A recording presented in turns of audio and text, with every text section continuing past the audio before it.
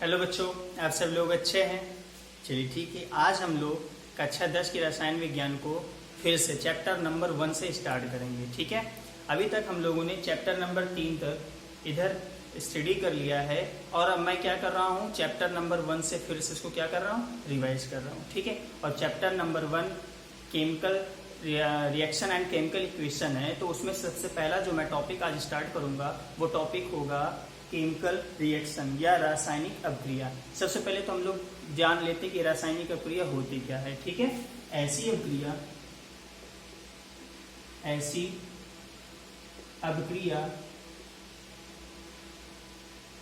जिसके फलस्वरूप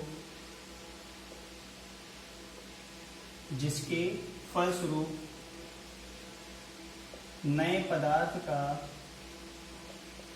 निर्माण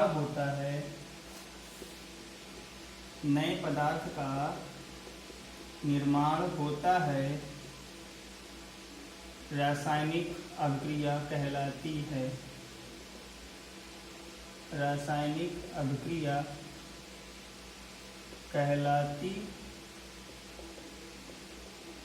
ठीक है, रासायनिक अभिक्रिया कह लें या इसी को रासायनिक परिवर्तन भी कह सकते हैं। क्या कह सकते हैं? रासायनिक परिवर्तन। ये दोनों एक ही कॉन्सेप्ट है। ओके, तो जैसा कि हम लोगों ने देखा कि केमिकल रिएक्शन में होता क्या है कि ऐसी रिएक्शन या ऐसी अभिक्रिया जिसके फलस्वरूप नए पदार्थ का निर्माण होता है, तो वो कैसी अभिक्रिया कहलाती है? रासायनिक अभिक्रिया कहलाती है। ठीक है, हमारी डेली लाइफ में भी ऐसे बहुत सारे अभिक्रियाएं होती हैं जिसको हम लोग देखते भी हैं, तो उसको कभी कभी ऑब्जर्व कर लेते हैं कि हाँ इसमें कोई अभिक्रिया हुई, और कभी कभी ऑब्जर्व नहीं कर पाते। ठीक है, जैसे आप लोगों ने देखा होगा कि घरों में शाम को मम्मी दूध को जमा देती हैं। ठीक है, और वो सुबह क्या होता है, दही बन जाता है। तो जो दूध होता है, दूध है ना, दूध होता है, दूध से क्या बन गया, दही बना। तो यहाँ पर जो दही बना वो हमारा क्या है, एक नया पदार्थ बना है। क्या है? एक नया पदार्थ है, और इस नए पदार्थ के बनने की जो अभिक्रिया है उसी को क्या बोलते हैं? रासायनिक अभिक्रिया कहते हैं। ठीक है, और भी एग्जाम्पल हैं, जैसे आप लोगों ने देखा होगा कि जो हल्दी होती है, ठीक है, जो हल्दी होती है, यदि हम उस पर क्या करें, सोडियम हाइड्रोक्साइड का विलयन मिला दें। सोडियम हाइड्रोक्साइड का विलयन आप लोगों को कहाँ से मिलेगा? तो क्या करें आप, सीधे साबुन जानते हैं ना, ठीक, साबुन का घोल बना करके हल्दी में डाल दें, या चूना, कौन सा चूना, बुझा चूना, ठीक है, या बुझा हुआ चूना अगर हल्दी में डाल देते हैं तो ये क्या होता है, पीले से लाल रंग में परिवर्तित हो जाता है। इसमें लाल रंग में परिवर्तित हो जाता है। ठीक है, तो जो ये लाल रंग आया वो क्या है, नया पदार्थ बन गया। भाई हल्दी थी पहले, अभी हल्दी क्या हो गई, एक नए पदार्थ के रूप में बन करके सामने आ गई। तो जब नया पदार्थ बना तो किसके फलस्वरूप बना, अभिक्रिया के फलस्वरूप ही तो बना, और वो अभिक्रिया कौन सी कहलाती है? रासायनिक अभिक्रिया कहलाती है। बात समझ में आ गई है ना? और अच्छा, चलिए इसको हम लोग अच्छे से एक रिएक्शन के रूप में देखते हैं। ठीक, अब देखो, जैसे रिएक्शन के रूप में मैं राइट करता हूँ, जैसे कार्बन है, इसको मैं क्या करूँ, ऑक्सीजन के साथ। जब मैं कार्बन और ऑक्सीजन आपस में अभिक्रिया करती हैं तो अभिक्रिया के फलस्वरूप वो एक नए उत्पाद का मतलब एक नए पदार्थ का निर्माण करते हैं। जो नया पदार्थ है वो क्या है, कार्बन डाइऑक्साइड है। ठीक है, क्या है, कार्बन डाइऑक्साइड। जो ये कार्बन डाइऑक्साइड है, ये कार्बन और ऑक्सीजन दोनों से क्या है, भिन्न है, अलग है, इसीलिए तो बोला जाता है नए पदार्थ का निर्माण करती है। तो क्या होती है, रासायनिक अभिक्रिया होती है। ठीक, अब हम लोग बात करते हैं, ये जो रासायनिक अभिक्रिया होती है वो क्या होता है, दो युग्मों से मिलकर के बना होता है। क्या होता है, दो युग्मों से मिलकर के बना होता है। तो वो दो युग्म कौन कौन से हैं, देख लेते हैं। इसमें से पहला युग्म हो जाएगा अभिकारक। क्या हो जाएगा, अभिकारक। और दूसरा युग्म क्या है, उत्पाद। दूसरा युग्म क्या है, उत्पाद। तो सबसे पहले हम लोग देख लेते हैं अभिकारक है। ठीक, अभिकारक। अब देखो अभिकारक क्या होते हैं, रासायनिक अभिक्रिया में भाग लेने वाले अणुओं को अभिकारक कहते हैं। ठीक, मतलब रासायनिक अभिक्रिया में भाग लेने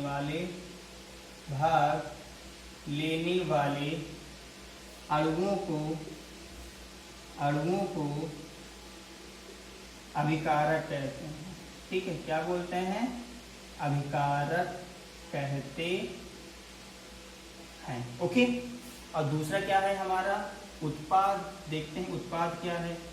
उत्पाद होता है अभिकारक की अभिक्रिया के फलस्वरूप, या हम सीधे सीधे राइट कर देते हैं कि रासायनिक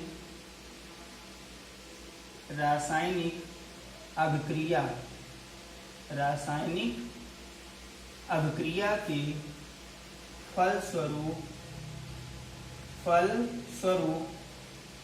जो प्राप्त होता है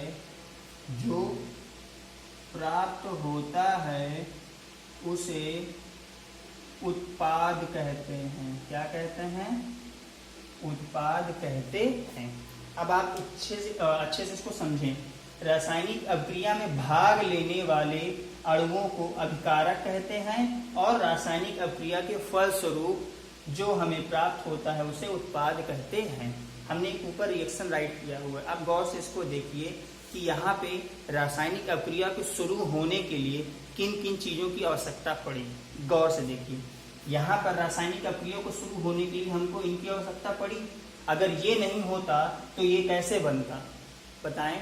अगर यहाँ पे कार्बन और ऑक्सीजन नहीं होता तो ये कार्बन डाइऑक्साइड कैसे बनता? मतलब ये रिएक्शन होने के लिए हमको किसकी आवश्यकता पड़ी? कार्बन और ऑक्सीजन की। इसका मतलब ये ही हमारे हो जाएंगे अभिकारक। यही हमारे क्या हो जाएंगे? अभिकारक। बात समझ में आई? रासायनिक अभिक्रिया में जितने भी अणु भाग लेते हैं वो सारे के सारे क्या कहलाते हैं? अभिकारक अणु कहलाते हैं। मतलब यहाँ पर कार्बन और ऑक्सीजन क्या है? अभिकारक हैं। क्या है ये? अभिकारक हैं। अब ये जो जब आपस में अभिक्रिया कर लेते हैं ये दोनों, तो क्या बनाते हैं? Carbon dioxide. तो ये हमारा क्या है? उत्पाद है। हमारा कार्बन डाइऑक्साइड क्या है? उत्पाद है। ठीक है। अच्छा, इसको एक दूसरे वे से आप समझने की कोशिश करें। ठीक, कि कोई भी अभिक्रिया लिखी हुई है, ठीक है, कोई भी रासायनिक अभिक्रिया लिखी हुई या कोई भी समीकरण लिखा हुआ, ठीक है, तो वहां पर एक एरो बीच में होता है। ठीक है, वहां पर एक एरो बना होता है। ठीक, तो एरो के पॉइंट को आप ध्यान दें। एरो के पॉइंट की तरफ जो कुछ भी होगा वो हमारा क्या होगा? उत्पाद होगा। बात समझ में आ रही है? एरो के पॉइंट की तरफ जो कुछ भी होगा वो हमारा क्या होगा? उत्पाद होगा। और एरो की टेल की तरफ जो कुछ भी है उसको क्या बोलते हैं? अभिकारक बोलते हैं। क्या बोलते हैं? अभिकारक। बात समझ में आई कि एरो को आपको ध्यान देना है। अगर रासायनिक अभिक्रिया हो रही है तो वहां पर आपको एरो जरूर दिखेगा।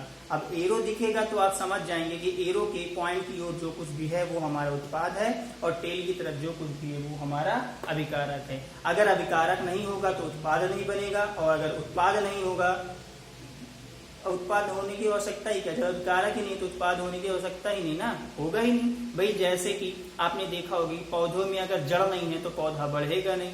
ऐसे ही जब कोई भी अभिक्रिया है तो उसमें अगर अभिकारक नहीं होगा तो वो आगे होगा ही नहीं, अभिक्रिया होगी नहीं तो उत्पाद बनेगा नहीं। ठीक है, तो कोई भी रासायनिक अभिक्रिया को होने के लिए हमें अभिकारक की आवश्यकता होती है। जब तक अभिकारक आपस में अभिक्रिया नहीं करेंगे तब तक उत्पाद का निर्माण नहीं होगा। बात समझ में आई?